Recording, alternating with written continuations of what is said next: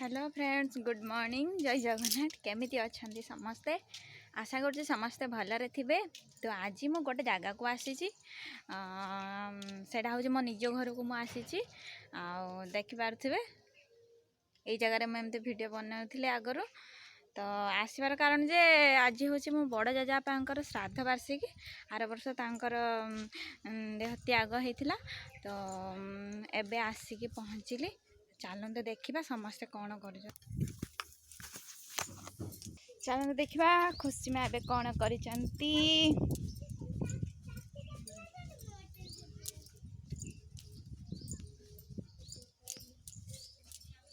किस खाऊ किस खाऊ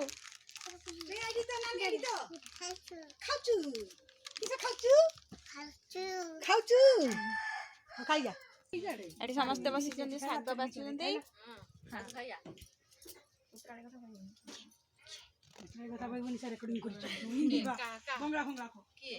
तार भेराइटी जिनिस देखिबु ता फोटो करी देखो लोक जाको बढियो सेटा पसंद करिवो जिम पसंद करिवो खाली कोटा काटिबु वीडियो करिवु सेटा बिया नै छ वीडियो पसंद होबा दरकार ना ते पसंद देखिने से पैसा लाइक करिवो से लाइक करिवो सब्सक्राइब करिवो एने ना नहने खाली खाली अचार कचर को तरकारी केते ये हेने जाई